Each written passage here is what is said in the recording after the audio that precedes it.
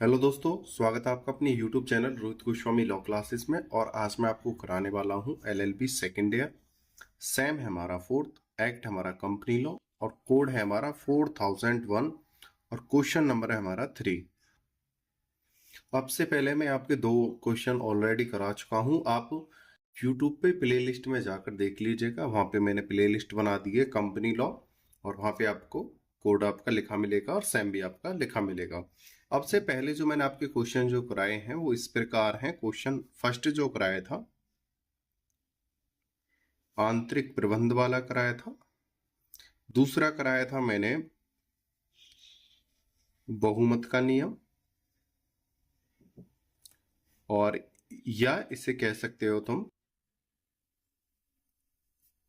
FOSS बनाम हर्वोटल का सिद्धांत। ये क्वेश्चन अब से पहले मैं आपके करा चुका हूं।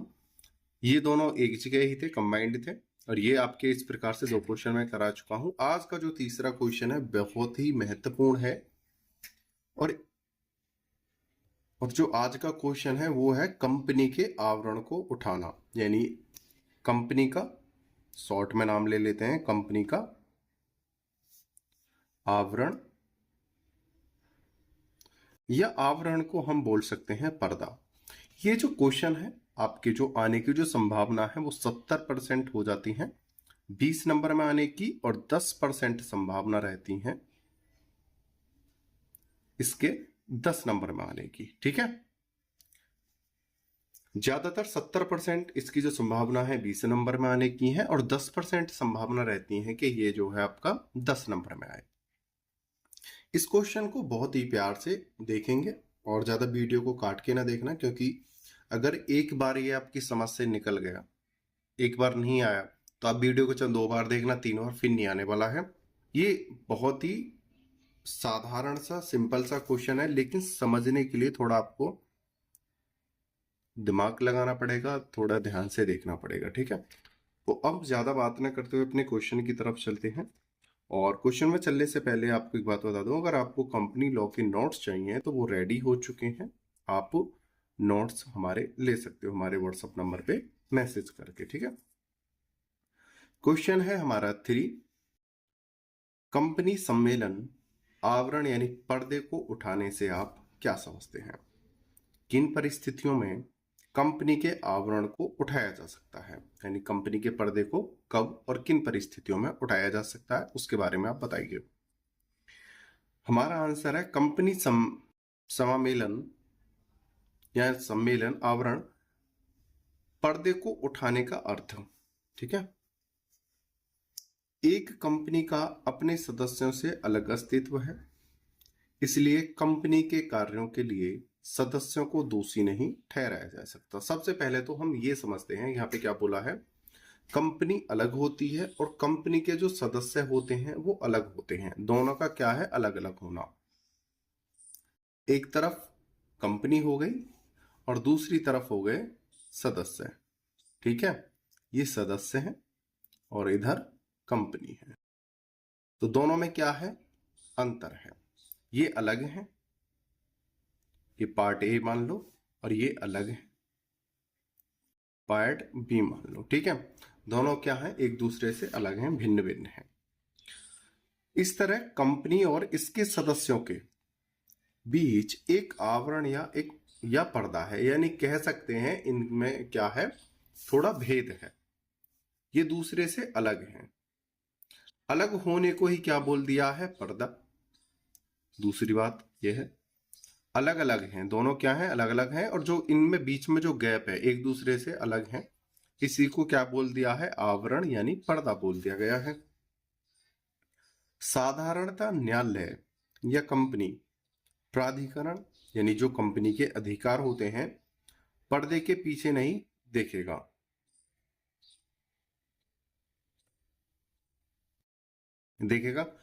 अर्थात यह नहीं जांच करेगा कि कंपनी का नियंत्रण वास्तव में किन व्यक्तियों के पास है। देखो, अगर कंपनी सही चल रही है, कोई दिक्कत नहीं आ रही है, कोई कंपनी है और ये सही शर्तों के अनुसार, नियमों के अनुसार, प्रबंधों के अनुसार चल रही है, तो न्यायालय को यहाँ पर इंटरफेयर करने की कोई जरूरत है ही नहीं। इसमें देखने की, झांकने की, पर्दा उठाने की कोई जरूरत है ही नहीं। और जो सदस्य हैं उससे कंपनी का कोई लेना देना ही नहीं है। कंपनी में क्या है, सदस्य आएंगे, काम करेंगे, चले जाएंगे, और कंपनी जो है एक अलग है और सदस्य उनका एक अलग है। ठीक है, न्यायालय का कोई इंटरफेयर है नहीं कि वो इसमें हस्तक्षेप करे। लेकिन किन परिस्थितियों में न्यायालय सदस्यों को देखेगा और कंपनी को भी देखेगा। जो इनके बीच में जो पर्दा है, यानी जो गैपिंग है, उसको हटाते हुए इन दोनों को ही देखेगा कि अगर कोई समस्या है, जैसे कोई चोरी हुई है या कोई धोखाधड़ी हुई है या कोई टैक्स का मामला है, तो उस स्थिति में इन दोनों के बीच का जो पर्दा है उसे हटाकर इन सबसे वार्तालाप करेगा, इनको देखेगा, जांचेगा समस्या क्या है। ठीक है, इसी को कहते हैं पर्दे को हटाना। ठीक है, दूसरी बात, इन दोनों के बीच का पर्दा भी नहीं हटाएगा तो अगर कंपनी के अंदर कुछ हो रहा है, गड़बड़ी हुई है, उसकी जांच के लिए, भाई पहले तो इसका कोई अर्थ नहीं था न्यायालय का कंपनी में अंदर प्रवेश करने का, क्योंकि ये इंटरफेयर नहीं करती है। अगर कंपनी में कोई दिक्कत होती है, गड़बड़ी होती है, चोरी होती है, उस स्थिति में अपने इस पर्दे को हटाएगा न्यायालय और कंपनी में क्या करेगा, अंदर जाएगा और सब की जांच पड़ताल करेगा। ठीक है, आप समझते हैं आगे। परंतु पृथक अस्तित्व की अवधारणा से कंपनी के सदस्यों या निदेशकों को करों की चोरी करने, लोगों को धोखा देने, अवैधानिक या अनुचित कार्य के लिए दुरुपयोग की आज्ञा नहीं दी जा सकती। देखो यहाँ पे क्या बोला है, देखो कंपनी जिस प्रकार चल रही है चलने दो, अगर सही उपबंधों से सही तरीके से चल रही है तो न्यायालय इंटरफेयर नहीं करेगा। उसे किसी भी पर्दा हटाने का मतलब क्या है, जांच पड़ताल करना, पूछताछ करना, दोषी का पता लगाना, तो उसे कोई मतलब ही नहीं है अगर कंपनी सही तरीके से चल रही है। अगर किसी सदस्य, निदेशक या किसी अन्य व्यक्ति द्वारा कंपनी के अंदर चोरी, धोखाधड़ी या अवैधानिक या अनुचित कार्य किया है, तब वो एंट्री मारेगा न्यायालय और वहां पे जांच पड़ताल करेगा।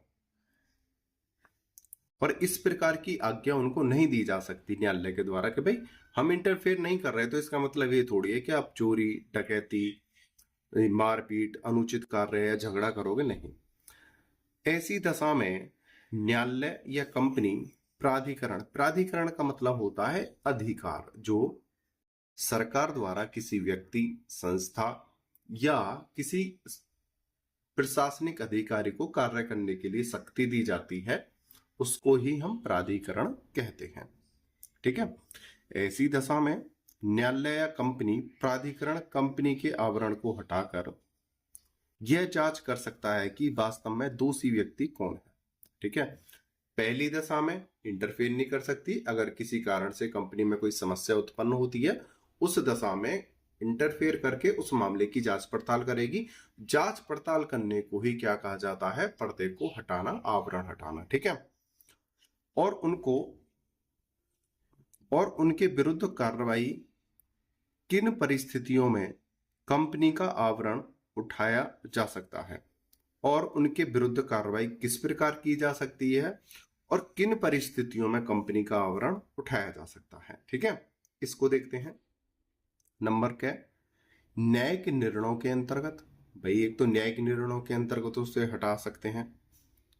कंपनी के अंदर कोई ऐसी घटना घटी है, वो कोर्ट में जाएगा, न्यायिक निर्णय आएंगे, उसके द्वारा उसे हटाया जा सकता है। दूसरा, स्पष्ट वैधानिक प्रावधानों के अंतर्गत। भाई केस है, कोर्ट में गया, कोर्ट ने निर्णय दिया, उसके द्वारा पता चला कि समस्या क्या थी, हमने पर्दे को हटा दिया है, यानी केस को सॉल्व कर दिया है। ठीक है, दूसरा, एक होता है कि न्यायालय या कोई प्रशासनिक अधिकारी कंपनी में गया और उसे जाते ही पता लग गया कि यहाँ पर कौन दोषी है, मतलब ऑन द स्पॉट ही समस्या का सॉल्यूशन हो गया, तो उसको कहते हैं स्पष्ट वैधानिक प्रावधानों के अंतर्गत। ठीक है, अब दूसरी बात, ये जो क्वेश्चन है आपका जो मैं करा रहा हूं, कंपनी सम्मेलन आवरण पर्दे को उठाने से आप क्या समझते हैं, ये क्वेश्चन एग्जामिनर आपको परेशान करते हुए किस प्रकार से पूछेगा? सालोमन बनाम सालोमन के बाद को बताइए या इसके निर्णय को बताइए। ठीक है, ध्यान रखना, इस बात को लिख लेना अपने किसी कागज पे या यहीं पे आप ऐसे करके यहाँ पे सालोमन बनाम सालोमन लिख लेना। ठीक है, अपने नोट्स पे। इस प्रकार से अगर आपसे पूछे तब भी आपको क्या करना है? पर्दे वाले क्वेश्चन को ही लिखना है, आवरण वाले क्वेश्चन के क्वेश्चन को नहीं, क्वेश्चन के आंसर को वहां पे लिखना है।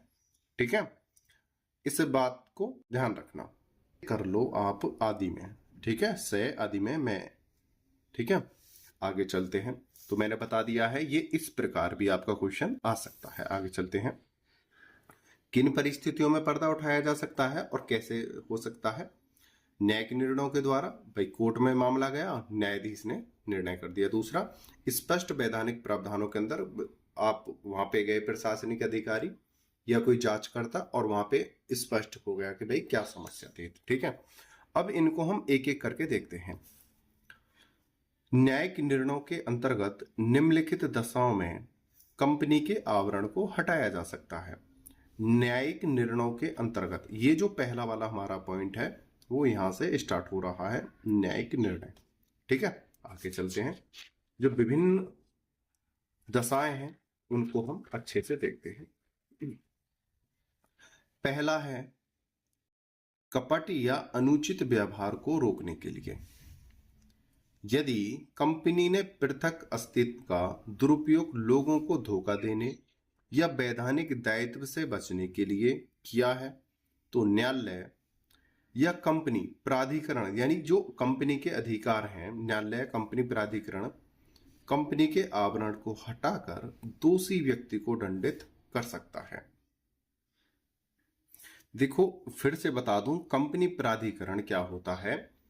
किसी राज्य या केंद्र सरकार द्वारा किसी व्यक्ति, किसी संस्था या किसी समूह को किसी कार्य की जांच पड़ताल करने के लिए जो शक्तियां दी जाती हैं उनको प्राधिकार कहते हैं, उनको प्राधिकरण कहते हैं। और यहाँ पे शब्द आया है कंपनी प्राधिकरण, यानी कंपनी के समस्याओं को सॉल्व करने वाले अधिकारी से है। ठीक है, या तो न्यायालय देखेगा या कंपनी के जो अधिकारी होते हैं वो कंपनी के आवरण को हटाकर दोषी व्यक्ति की जांच करेंगे और उसे दंडित करेंगे। यहाँ पे कहा गया है कोई कंपनी है और कंपनी या कंपनी का कोई सदस्य है, कोई धोखाधड़ी या टैक्स से बचने के लिए बदतमीजी करता है, झगड़ता है, तो उसमें क्या करना चाहिए, या जालसाजी करता है तो उसमें क्या करना चाहिए। एक इसमें केस है, बहुत ही सिंपल है। दूसरी बात, अगर आपके पास समय कम है और ये चीज आपको जो है परेशान कर रही है और आपके समझ में नहीं आ रही है, तो आपको साधारण सा तरीका बता देता हूं। आप हेडिंग्स लिखोगे, हेडिंग लिखोगे और इस केस को वहां पे पुट कर दोगे। ठीक है, आपको आपको परेशान होने की जरूरत नहीं है, कोई समस्या नहीं है इस प्रकार से करने के लिए। हेडिंग्स अगर आपके समझ में आ जाती है तो ये लिख सकते हो डेफिनेशन इसकी, नहीं तो आप डायरेक्ट केस पे आ सकते हो। ठीक है, केस है हमारा गिलफोर्ड मोटर कंपनी बनाम हॉर्न 90 हॉर्ने। ठीक है, 1913। ठीक है, आगे चलते हैं।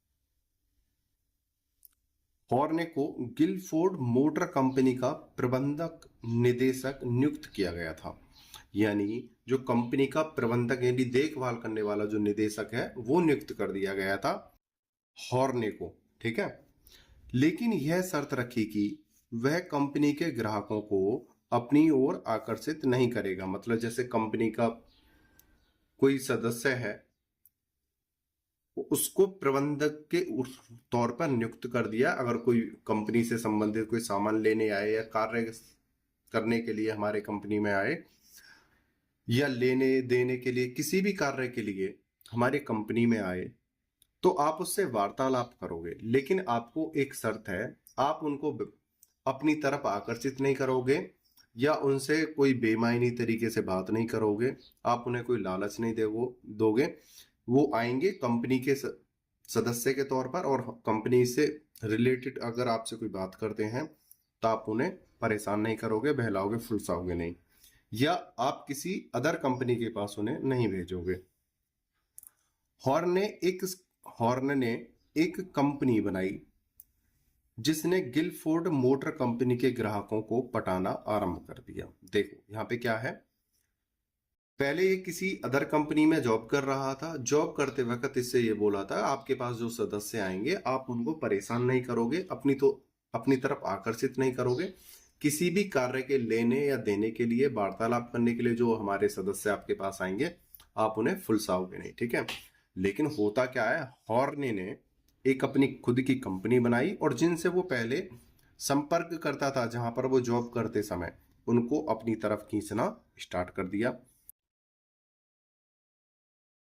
मोटर कंपनी के ग्राहकों को पटाना आरंभ कर दिया। निर्णय दिया गया कि कंपनी एक पर्दा या धोखा थी। हॉर्ने को सेवा अनुबंध का उल्लंघन करके उसके ग्राहकों को पटाने के लिए न्यायालय ने कंपनी के आवरण को हटाकर, मतलब भाई पहले क्या करा, जांच पड़ताल करी, हॉर्ने से बात करी, कंपनी से भी बात की और उसकी गहराई तक गए कि भाई समस्या क्या है, हो क्या रहा है। जांच पड़ताल की, पर्दा हटाया, यानी जो समस्याएं थी उनको सॉल्व किया। न्यायालय ने कंपनी के आवरण को हटाकर हॉर्ने और उसकी कंपनी को गिलफोर्ड मोटर कंपनी के ग्राहकों को पटाने से रोक दिया। अब कंपनी ने क्या निर्णय दिया कि भाई अब आप जिस कंपनी में पहले काम कर रहे थे उनके ग्राहकों को आप ना तो अपनी तरफ लाओगे, यानी बेला फुलसाकर अपनी तरफ आकर्षित करोगे, ना पटाओगे, ना उन्हें अपने किसी कंपनी से संबंधित कोई बात करोगे। अगर वो डायरेक्ट ही आपके पास आते हैं तब आप उनसे बात कर सकते हो, अन्यथा आप खुद जाकर उनसे बात नहीं करोगे जिनसे पहले आप संपर्क उस कंपनी में कर चुके हैं जहां आप काम करते थे, ठीक है। एक तो ये हो गया। दूसरा, कंपनी के शत्रु चरित्र का निर्धारण करने के लिए जब कंपनी का प्रबंध उन व्यक्तियों के पास हो जो शत्रु देश में रह रहे हो, तो न्यायालय या कंपनी अधिकरण कंपनी के आवरण को हटा सकता है, क्योंकि कंपनी का चरित्र शत्रु है।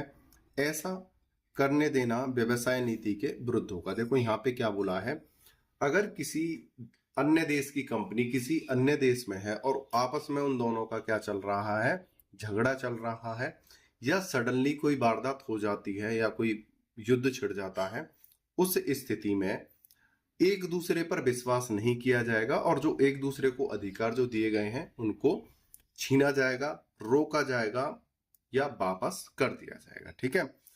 और जिस देश में कंपनी है किसी अन्य देश की, उस कंपनी की बात को नहीं सुना जाएगा। जिस देश में कंपनी है उस देश के न्यायालय की बातों को सुना जाएगा। एग्जाम्पल है, उसके जरिए से अच्छे से समझते हैं।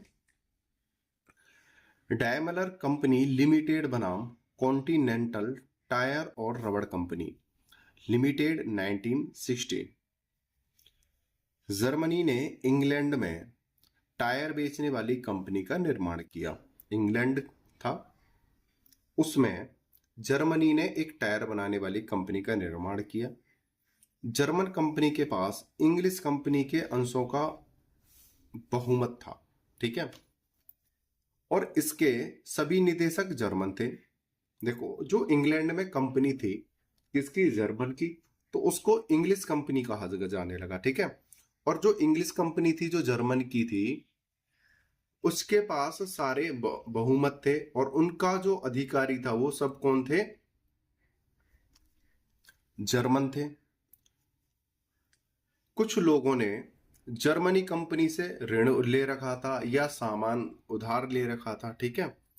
उस परिस्थिति में क्या होता है, प्रथम विश्व युद्ध के दौरान इंग्लिश कंपनी ने एक ऋणी के विरुद्ध व्यावसायिक ऋण की वसूली के लिए दावा कर दिया, ठीक है। ऋणी ने न्यायालय से प्रार्थना की कंपनी को ऋण वसूल करने से रोका जाए, क्योंकि कंपनी एक दुश्मन थी, क्योंकि इसका नियंत्रण जर्मन निवासियों के हाथ में था। न्यायालय ने ऋण वसूल करने की आज्ञा नहीं दी। अब इसको समझाता हूं कैसे। ए जर्मनी है, जर्मन, और बी इंग्लैंड। जर्मनी ने यहां पे जाके एक कंपनी खोली। कंपनी खोलने के बाद यहाँ पे टायर बनाना स्टार्ट कर दिया, और यहाँ के जो सदस्य थे, यहाँ पे जो सदस्य थे, जो मुख्य मुख्य सदस्य होते हैं, वो सब कौन थे? जर्मन के ही थे। ठीक है। इस कंपनी ने, जो जर्मन कंपनी थी, इसे इंग्लिश कंपनी बोलने लगे, क्योंकि इंग्लैंड में थी तो इंग्लिश कंपनी कहा जाने लगा। इसने कुछ व्यक्तियों को ऋण भी दे रखा था, यानी उधार, मान लो उधार दे रखा था, ऋण दे रखा था, या कोई सामान दिया होगा तो वो उधारी हो गया। लेकिन प्रथम विश्व युद्ध स्टार्ट होता है, तो इस कंपनी ने इंग्लिश कंपनी ने जो इंग्लैंड के जो सदस्य थे जिन्होंने ऋण ले रखा था, उनसे बोला कि हमारा ऋण हमें वापस कर दो। तो वो कोर्ट के पास गए। उन्होंने कोर्ट से बोला कि ये जो कंपनी है ये कैसी है? शत्रु कंपनी है, दुश्मनों की कंपनी है, और हमारे यहाँ से पैसा ले जाकर अपने देश को मजबूत करेंगे और हम पर ही फिर ये आक्रमण करेंगे, झगड़ा करेंगे। ठीक है। तो कोर्ट ने फैसला दिया कि इस प्रकार के ऋणों को आप वसूल नहीं कर सकते हो, और जर्मन कंपनी को कोई भी अदायगी नहीं दी गई। ठीक है। और कोई भी अदायगी जर्मन कंपनी नहीं कर सकती थी। आगे चलते हैं, और इस प्रकार से जो पर्दा था वो उठाया गया था। तीसरा है, जैसा मैंने आपको पहले बताया था, आप डेफिनेशन तो हेडिंग्स लिख के, बस हेडिंग लिख के आप सिर्फ केस वहां पर ऐड कर सकते हो। ठीक है। आगे चलते हैं। तीसरा है कल्याणकारी अधिनियमों से बचना। न्यायालय या कंपनी अधिकरण कंपनी का आवरण हटा सकता है। देखो इस चीज को समझो। यहाँ पे बोला है न्यायालय, यहाँ पे बोला है कंपनी अधिकरण। एक बात समझा देता हूं, ये जो कंपनी अधिकरण लिखा हुआ है, अधिकरण का मतलब होता है न्यायालय। ठीक है। अधिकरण का मतलब होता है न्यायालय, कोर्ट। यहां पे बोला है या तो न्यायालय या कंपनी न्यायालय कंपनी का आवरण हटा सकता है। ठीक है। आप कंफ्यूज ना हो जाना कि न्यायालय या कंपनी, अधिकरण कंपनी, ऐसा नहीं कि कहोगे ये क्या कर रखा है। तो यहाँ पे मैंने आपको बता दिया है न्यायालय या कंपनी न्यायालय। ठीक है। आप ऐसे करके यहाँ पे न्यायालय लिख देना। ठीक है। कंपनी का आवरण हटा सकता है यदि इसे लगे कि कंपनी आवरण का दुरुपयोग कल्याणकारी अधिनियम से बचने के लिए कर रही है तो। ठीक है। कब कर सकती है? या तो उस परिस्थिति में हटा सकता है। ठीक है। आवरण दोबारा से समझा देता हूं आपको। न्यायालय या कंपनी न्यायालय कंपनी से आवरण उस परिस्थिति में उठा सकती है यदि इसे लगे, किसको लगे? न्यायालय या कंपनी न्यायालय को लगे कि कंपनी आवरण का दुरुपयोग कल्याणकारी अधिनियम से बचने के लिए कर रही है, तो ही न्यायालय उठा सकता है। ठीक है। आगे देखते हैं। वर्कमैन ऑफ एसोसिएटेड रबड़ industry limited company case supreme court का मामला है। इसमें यह पाया गया कि नई कंपनी बनाने का अकेला उद्देश्य वर्कमैन को बोनस के भुगतान के दायित्व को कम करने के लिए था। आगे देखते हैं। इसका जो चौथा है उसको देखते हैं। देखो जो हेडिंग्स है, कल्याणकारी अधिनियमों से बचना, ये हो गई। इसकी जो चौथी हेडिंग है, न्यायालय की मानहानि का निर्धारण करने के लिए। अगर कोई कंपनी न्यायालय की मानहानि करता है, जो नियम है उनका उल्लंघन करता है, तो आवरण को हटाया जा सकता है। 5 नंबर पे कंपनी की तकनीकी सक्षमता का निर्धारण करने के लिए। भाई जो कंपनी को अधिकार दिए हैं कि आप इस क्षेत्र में इतनी मात्रा में इतने सदस्य रख सकते हो, या इस प्रकार का कार्य कर सकते हो, किस प्रकार की मशीन रख सकते हो, उन सभी चीजों का ब्यौरा उसको दे दिया जाता है, नियम बता दिए जाते हैं। अगर वो अपने नियमों का उल्लंघन करती है कौन? कंपनी। अधिक व्यक्ति रखती है यानी सदस्य रखती है, उन मशीनों का प्रयोग करती है जिसको बंद रखने का आदेश दिया गया है, क्या कोई ऐसे कृत्य करती है जो न्यायालय की अवहेलना करते हैं, न्यायालय की मानहानि करते हैं, तब उसका पर्दा हटाया जा सकता है और जांच पड़ताल की जा सकती है। ये तो था हमारा न्यायिक निर्णय के अंतर्गत। ठीक है, अब दूसरा देखेंगे हम स्पष्ट वैधानिक प्रावधानों के अंतर्गत। ये है स्पष्ट वैधानिक प्रावधानों के अंतर्गत कंपनी का आवरण हटाया जाता है। इसमें से कुछ महत्वपूर्ण निम्नलिखित हैं, उसको देखते हैं। कंपनी के नाम का गलत वर्णन करने पर, यदि कंपनी का कोई भी सदस्य अनुबंध या कार्य करता है तथा हस्ताक्षर के स्थान पर कंपनी का नाम वे पता न लिखकर मात्र स्वयं के हस्ताक्षर कर देता है, तो वह अनुबंध या कार्य के लिए व्यक्तिगत रूप से उत्तरदायी होगा। भाई कोई ऐसा कार्य है, जैसे अभी एक प्रबंधक था, देखभाल के लिए नियुक्त कर दिया था, उसको कुछ पावर दे दी जाए, अगर कोई कार्य आता है तो उसे आप देखो, ठीक है। लेकिन वो क्या करता है, वहां पे कंपनी का नाम लिखने की बजाय, कंपनी के साइन करने की बजाय अपने ही हस्ताक्षर कर देता है, अपने बारे में वहां पे लिख देता है, तो वहां पर कंपनी उत्तरदायी नहीं होगी। सपोज करो किसी को पैसे दे दिए गए हैं और वहां से वसूली के लिए उसे उस प्रकार का फॉर्म भरना था और उसकी लास्ट डेट चल रही थी पैसे वसूल करने की, उसने उसमें गलत ब्यौरा दे दिया, गलत सिग्नेचर कर दिए, वो पैसा क्या है, खत्म हो गया, दब गया, तो उसके लिए स्वयं कौन जिम्मेदार होगा? व्यक्तिगत रूप से उत्तरदायी होगा कौन? व्यक्ति। ठीक है, या कोई सदस्य। दूसरा देखते हैं, कंपनी के स्वामित्व की जांच की दशा में यदि केंद्र सरकार किसी स्वामित्व की जांच करना आवश्यक समझे तो यह एक या अधिक निरीक्षकों को कंपनी और इसकी सदस्यता की जांच करने वे रिपोर्ट करने के लिए नियुक्त कर सकती है। अगर किसी को डाउट होता है केंद्र सरकार को या राज्य सरकार को या किसी प्रशासनिक अधिकारी को, तो वो उसकी जांच कर सकती है, निरीक्षण कर सकती है और उसको पर्दा उठाने का पूरा क्या होता है? अधिकार होता है। इसी सदस्यता की जांच करने वे रिपोर्ट करने के लिए नियुक्त कर सकती है। वास्तविक व्यक्ति को निर्धारित करने के लिए कि जो कंपनी की वास्तविक या दृश्यमान सफलता या असफलता में वित्तीय रूप से हित रखते हैं या रख चुके हैं।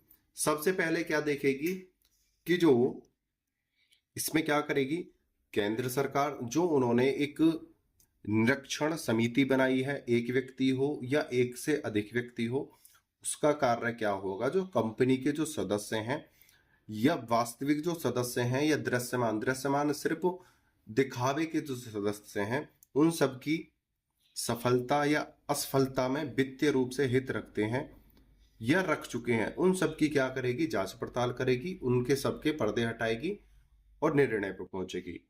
दूसरा, जो कंपनी का नियंत्रण करने या उसकी नीतियों को प्रभावित करने से समर्थन है या रह चुके हैं, इस उद्देश्य के लिए निरीक्षण कंपनी का आवरण हटाकर स्वामित्व की वास्तविकता का पता लगा सकते हैं। देखो कुछ ऐसे होते हैं, दृश्यमान स्वामी का मतलब क्या होता है, कोई कंपनी होती है अपने नाम पर कंपनी ना चलाकर, जैसे ए है, ए ने कंपनी बनाई, ठीक है, कंपनी को बनाकर उसने बी को दे दिया कि मालिक कौन है? ए ही है, लेकिन उसने कहा कि बी से आप मेरी कंपनी को आप चलाओ, जो भी इसमें कार्य करने हैं, जो भी देखभाल करनी है आप करते रहो, ठीक है। बी कौन हो गया? दृश्यमान स्वामी बना दिया, ठीक है। दृश्यमान स्वामी यानी दिखावटी का मालिक, दिखावटी का मालिक बना दिया।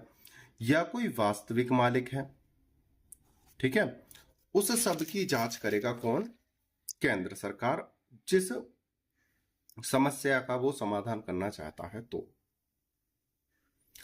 यदि केंद्र सरकार, यहां पे बोला गया है डाउट होता है, ठीक है, तो वो इस प्रकार के निरीक्षण के लिए निरीक्षण समिति द्वारा जो असली स्वामी है या वास्तविक स्वामी है उसकी जांच पड़ताल करके उसका पर्दा हटा के कंपनी के बारे में ब्यौरा ले सकती है। इसमें एक तीसरी हेडिंग है, कपट द्वारा जमा स्वीकार करने और वापस न करने पर। कोई कंपनी है, उसने कोई कपट द्वारा जमा कर लिया है और उसे वापस नहीं कर रही है, तो इसमें क्या है, तो निरीक्षण किया जा सकता है, पर्दा हटाया जा सकता है। चौथा है प्रार्थना राशि वापस लौटाने में चूक करना। पांचवा है प्रार्थना राशि को अलग बैंक खाते में रखने में भूल करने पर या इसके गलत प्रयोग पर। ठीक है, यहाँ पे क्या लिख देना है हमें, इत्यादि। ये इसके क्या थे, 5 पॉइंट थे स्पष्ट वैधानिक के, 1 2 3 4 5। ठीक है, 3 4 5। अगर किसी कारण से आपके पास समय कम रहता है और आप लिख नहीं पाते हो तो आप यहाँ पे स्पष्ट वैधानिक प्रावधानों के अंतर्गत इतना लिखने के बाद आप इनकी हेडिंग्स को पांचों को लिख देना, 1 2 3 4 5। आपको तब भी प्रॉपर नंबर मिलेंगे, पूरे नंबर मिलेंगे। ठीक है, उम्मीद करता हूं यह क्वेश्चन आपको यहां तक समझ में आया होगा। आपने मुझे अंत तक सुना, वीडियो को अंत तक देखा, उसके लिए धन्यवाद। टेक केयर, बाय बाय, जय हिंद, जय भारत।